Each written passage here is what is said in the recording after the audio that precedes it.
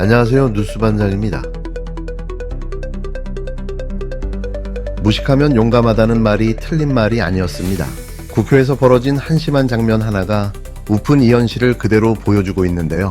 국힘당 배현진 의원, 말 그대로 무식하면 용감하다는 걸 몸소 증명했습니다.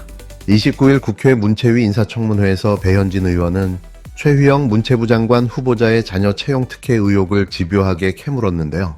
문제는 그 과정에서 기본적인 국어 실력조차 갖추지 못한 채 엉뚱한 말로 본인의 무지를 그대로 드러냈다는 점입니다. 실소를 자아내게 만든 억가 청문회였는데요. 그 수준이 참담합니다. 배현진은 후보자가 기자에게 딸이 상위 15%의 성적으로 졸업했고 소정의 절차를 거쳐 취업했다며 해명한 걸 문제 삼았는데요. 그러면서 하는 말이 보통 취업생들은 소정의 절차를 거치지 않고 엄청난 고난의 절차를 거쳐 취업한다고 목청을 높였습니다. 여기서 소정의 절차를 마치 간단한 절차처럼 몰아붙인 건데요. 그의 주장은 완전히 틀린 주장이었습니다. 소정이란 한자 그대로 정해진 바를 뜻하는 한자어인데요. 표준 국어 대사전에도 분명히 그렇게 명시돼 있습니다. 즉, 소정의 절차는 간단하다는 뜻이 아니라 채용기관이 미리 정해놓은 기준과 과정을 의미하는 건데요. 배 의원은 이 기본적인 뜻조차 제대로 이해하지 못한 채 억가 논리로 공격을 시도한 겁니다. 후보자님, 미국에서는 경험이 전무한 대학 잘 나온 갓 졸업한 신생 사회초년생에게 저렇게 마케팅 책임자 770억 원, 자본 출자 100% 해서 낸 그런 대단한 법인에다가 덜컥 놓는 그런 전례가 있습니까? 처음에 입사했을 때는 마케팅 부서가 아니었습니다. 저게 마케팅에 들어갔어요, 후보자님. 나중에 마케팅 부서로 그럼 어디로 들어갔습니까? 기업 애널리스트로 들어갔습니까? 후보자님께서 첫날 보도가 되고 난 이후에 그 보도한 기자에게 우리 딸이 학교에서 상위 15%에 해당하는 우수한 성적으로 나왔고 소정의 절차를 거쳐 적법한 과정으로 취업했다라고 해명을 하셨더라고요. 맞습니까? 네, 맞습니다. 예, 소정의 절차라는 말도 웃기죠. 보통 취업생들은 소정의 절차를 거치지 않습니다. 엄청나게 고난의 절차를 거쳐서 취업에 성공합니다. 특히 네이버 같은 곳에는. 그리고 대학 상위 15%는요. 여기 해외 대학 유학생들, 저희 뒤에 있는 보좌진들 잔뜩 있어요. 하버드 나온 사람도 있고 런던대 나온 사람도 있고 이 사람들 15%가 아니라 10%, 5%, 1% 들어간 사람. 네, 우리 장관 후보자께서 하실 말씀이 있으면 하세요. 답변할 시간을 충분히 못 드려서 제가 드리는 거예요.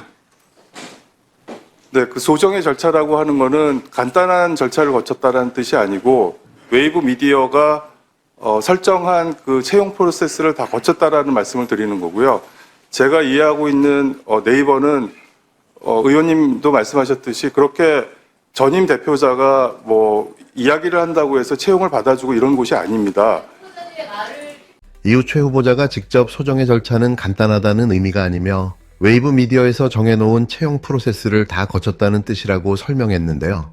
그럼에도 불구하고 배 의원은 사과는커녕 자신이 무슨 잘못을 했는지도 모른 채 뻔뻔하게 청문회를 이어갔습니다.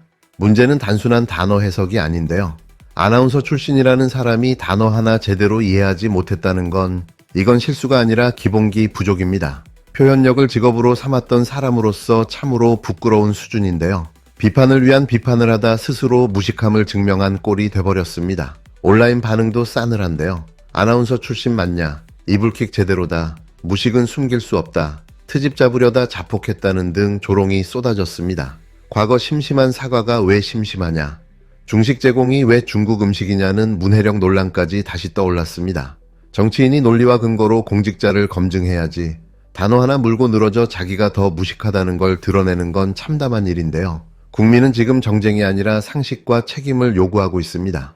물론 최 후보자의 자녀가 네이버 사장을 지낸 아버지의 인맥을 통해 웨이브 미디어에 취업했는지 여부는 철저히 검증해야 하는데요.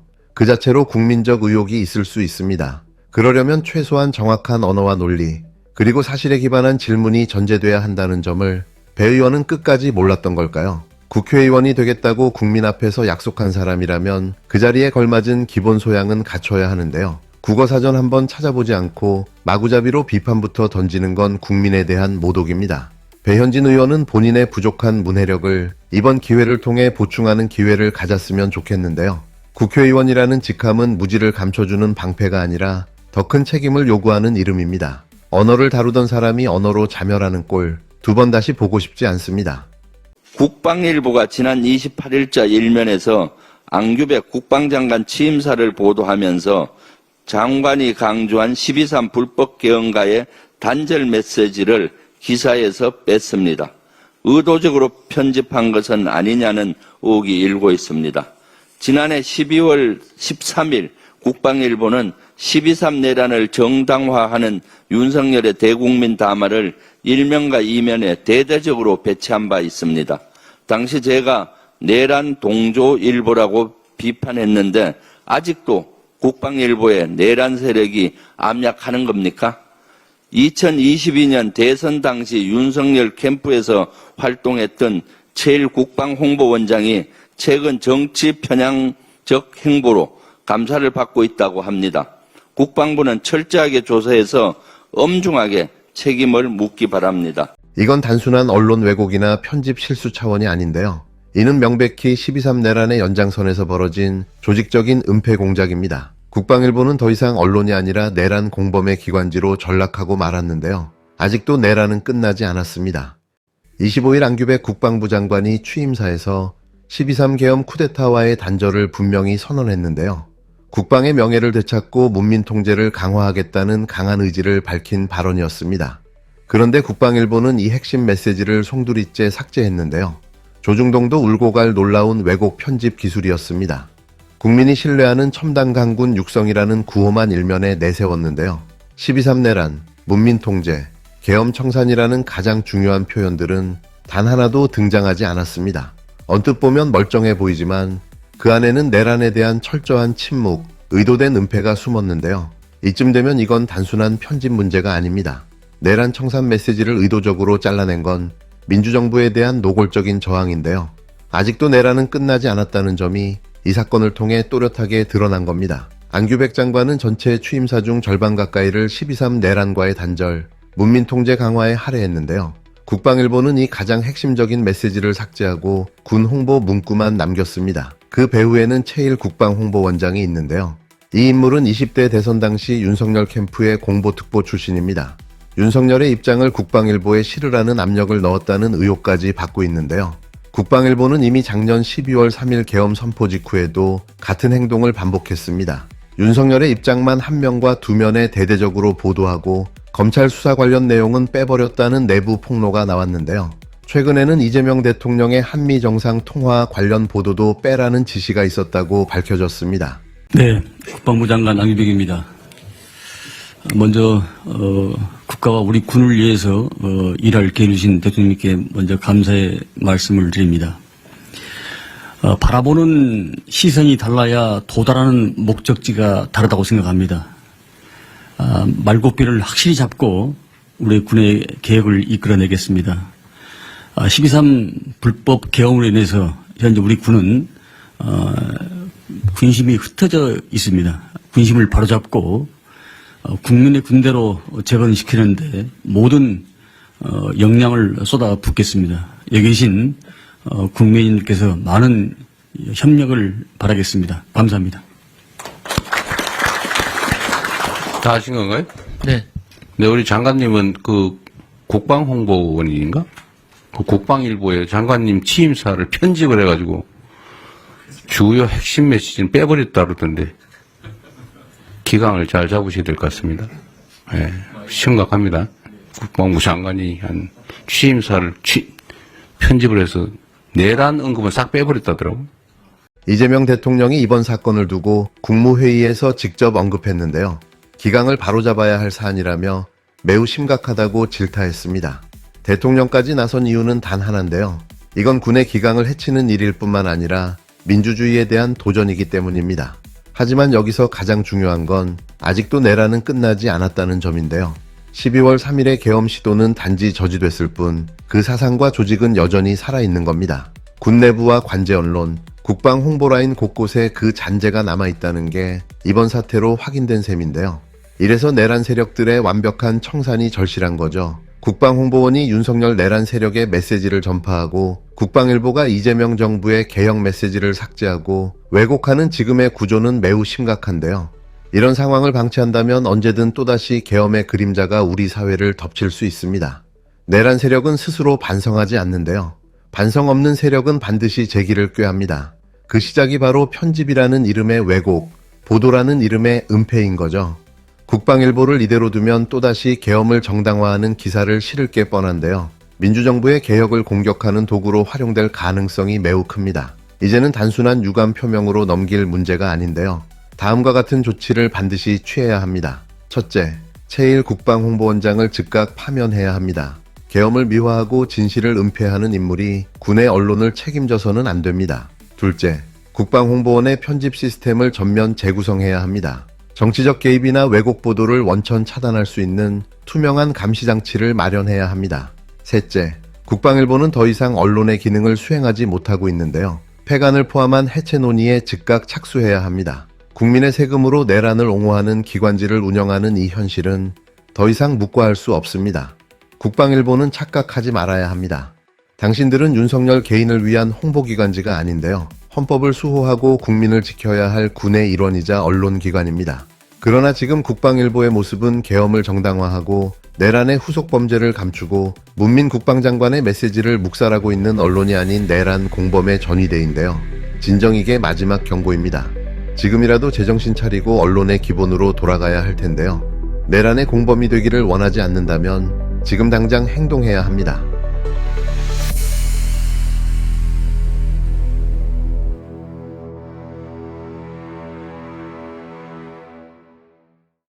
안녕하세요. 오늘 저희가 함께 살펴볼 자료는 청취자분께서 보내주신 팟캐스트 녹취록 일부입니다. 네, 안녕하세요. 여기 보니까 두 가지 좀 주목할 만한 사안이 있더라고요. 네, 그렇죠. 하나는 국회 인사청문회에서 나온 국민의힘 배현진 의원 발언 관련 논란이고요. 아, 그 소정의 절차권이군요. 맞습니다. 그리고 다른 하나는 국방일보가 신임 국방장관 취임사에서 특정 내용을 좀 뺐다 이런 의혹입니다. 네, 이것도 좀 심각하게 보던데요, 자료에서는. 네, 그래서 이 자료들 바탕으로 한번 핵심 내용들 좀 깊이 파고 들어가 보겠습니다. 바로 시작할까요? 네, 좋습니다. 자, 먼저 국회 문체위 인사청문회 상황부터 보죠. 국민의힘 배현진 의원이 이제 최영 문체부 장관 후보자 자녀 채용 관련해서요. 네, 특혜 의혹을 제기했죠. 그렇죠. 근데 특히 문제 삼은 부분이 후보자가 딸이 성적도 좋았고 소정의 절차를 거쳐서 취업했다 이렇게 답한 부분이었어요. 네. 배 의원이 이걸 받아서 아니 보통 취업생들은 소정의 절차 이런 거 없다. 엄청난 고난의 절차를 거친다. 뭐 이렇게 말을 했죠. 네, 그 표현이 좀 논란이 됐습니다. 그러니까 자료에서는 이 소정의 절차라는 말을 마치 뭐 아주 간단한 절차인 것처럼 해석해서 공격한 거 아니냐 이렇게 지적하고 있네요. 네, 맞습니다. 여기서 이제 핵심 쟁점은 소정, 이 소정이라는 단어 뜻 자체인 것 같아요. 아, 소정. 네, 보내주신 자료에도 나와 있지만 이게 정해진 바라는 뜻의 한자어고 뭐 표준국어 대사전에도 딱 올라 있거든요. 아, 정해진 바. 간단하다는 뜻이 아니라. 그렇죠. 그게 아니고 그냥 뭐 채용하는 기관이 미리 정해놓은 어떤 기준, 그 과정, 이걸 의미하는 거죠. 실제로 후보자 본인도 웨이브 미디어가 자기들이 정한 채용 프로세스를 다 거쳤다. 뭐 그런 뜻이다. 이렇게 해명했고요. 아하. 그래서 자료는 뭐랄까 아나운서 출신인 배 의원이 오히려 기본적인 단어 뜻을 좀 오해해서 비판하려다가 본인의 문해력 문제만 드러낸 거 아니냐 이렇게 분석을 해요. 그러네요. 자료 보니까 과거 있었던 심심한 사과, 중식 제공 같은 그런 단어 논란까지 다시 언급하고 있네요. 네, 그런 사례들까지 이제 소환하면서 비판의 강도를 높이는 거죠. 그러니까 이 자료가 지적하는 핵심은 그 후보자 자녀 채용 과정 자체가 문제가 있냐 없냐 이건 별개로 하고 네, 그건 또 다른 검증의 영역이라고 보고요. 그렇죠. 질문하는 국회의원이 기본적인 단어 뜻도 좀 잘못 알고 공세를 편 것 아니냐 바로 이 지점이군요. 네, 맞습니다. 물론 자료에서도 강조하는 게 그럼에도 불구하고 후보자 자녀의 실제 취업 과정 뭐 예를 들면 아빠 찬스 같은 게 있었는지 이런 건 당연히 철저하게 검증해야 한다고 선을 긋고 있어요. 네, 그건 당연하겠죠. 다만 이제 공직 후보자 검증이라는 게 아주 정확한 언어 그리고 사실 확인에 기반해야 한다. 이 점을 좀 강하게 지적하고 있는 것 같습니다. 알겠습니다. 자, 첫 번째 사안은 이 언어의 정확성 문제에 좀 초점이 맞춰졌다면 이제 두 번째 사안으로 넘어가 보죠. 네. 이번에는 국방부 산하 매체죠. 국방일보에 관한 내용입니다. 이게 지난 28일자 신문에 안규백 신임 국방부 장관 취임사를 실었는데요. 네, 일면에 실었죠. 그런데 장관이 강조했던 메시지 중에 일부가 빠졌다. 이런 의혹이 지금 제기되고 있는 거죠. 네, 구체적으로는 안 장관이 취임사에서 상당히 좀 비중 있게 다뤘던 123 불법 개헌과의 단절, 이 메시지. 아, 그 표현이요. 네, 이게 기사 본문에서는 누락됐다는 점을 이 자료가 지적하고 있습니다. 그 작년 12월 3일 그 사건하고 명확하게 선을 긋겠다, 이걸 강조한 부분인데 네네. 이 핵심 표현은 쏙 빠지고 뭐 첨단 강군 육성이라던가 좀 일반적인 내용 위주로 편집이 됐다는 거예요. 그래서 자료는 이게 단순 실수라기보다는 뭔가 의도적인 편집일 가능성, 이걸 좀 강하게 제기하고 있습니다. 특히 작년 12월 3일 그때 국방일보가 윤석열의 대국민 담화는 1면, 2면에 엄청 크게 실었거든요. 아, 그때랑 비교해서. 네, 그거랑 이제 비교하면서 의혹을 더 키우는 거죠. 이 자료에 따르면 혹시 뭐 배후로 지목되는 사람도 있나요? 네, 지목하고 있습니다. 자료는 2022년 대선 때 윤석열 캠프 공보특보 출신인 최일현 국방홍보원장. 아, 최일 원장. 네, 이 사람을 이제 배후로 지목하고 있어요. 그리고 이 사람의 어떤 정치 편향적인 행보에 대해서 이미 감사가 진행 중이라는 사실. 아, 감사도 받고 있군요. 네. 그리고 뭐 과거에 윤석열 관련 검찰 수사 내용이라던가 아니면 이재명 대통령 한미 정상통화 관련 보도를 좀 누락하라고 지시했다, 뭐 이런 내부 폭로가 있었다는 내용까지 이 자료에 담겨 있습니다. 와, 이게 사실이라면 좀 심각한데요. 이재명 대통령도 직접 언급을 했다면서요? 네. 자료에 따르면 국무회의에서 이거는 기강을 바로잡아야 할 사안이다, 매우 심각하다, 이렇게 질타했다고 나와요. 상당히 강하게 반응했네요. 네, 그래서 이 자료는 이걸 그냥 뭐 편집 실수, 이 정도로 보는 게 아니고 네. 아예 조직적인 은폐 시도다, 더 나아가서 민주주의에 대한 도전이다, 이렇게 규정을 하고 있습니다. 와, 상당히 세게 나가는데요. 심지어는 내란은 아직 끝나지 않았다는 걸 보여주는 사례다, 이렇게까지 주장하면서 관련 세력을 완전히 청산해야 한다, 이런 목소리까지 담고 있어요. 내란이라는 표현까지 정말 광경하네요. 네, 그래서 이 자료가 요구하는 조치들도 상당히 좀 파격적입니다. 최일 국방홍보위원장 즉각 파면. 파면. 네, 국방홍보원 편집 시스템 자체를 전면적으로 뜯어고치고, 그리고 국방일보에 대해서는 아예 폐간까지 포함해서 해체 논의를 시작해야 한다. 폐간까지요? 네, 이렇게까지 주장을 합니다. 국방일보가 언론 본연의 역할은 잊어버리고 뭐랄까 내란 공범의 전위대 같은 역할을 했다, 이런 아주 날선 비판을 하면서 네. 헌법을 수호하는 기관으로서 제대로 역할을 하라는 어떤 경고 메시지를 보내고 있는 셈이죠. 오늘 살펴본 자료가 첫 번째는 공적인 발언에서 언어를 얼마나 정확하게 써야 하는지 그 문제를 짚어줬고, 네, 문해력 논란이었죠. 그리고 두 번째는 공공기관, 특히 언론 역할을 하는 기관의 어떤 중립성, 투명성 문제까지 건드리고 있네요. 네, 그렇죠. 조직 운영의 문제까지요. 청취자분께서는 오늘 저희가 다룬 이 두 가지 논란 어떻게 보셨나요? 이 자료들이 제기하는 문제의식에 대해서 한 번쯤 깊이 생각해 보시는 것도 의미가 있지 않을까 싶습니다.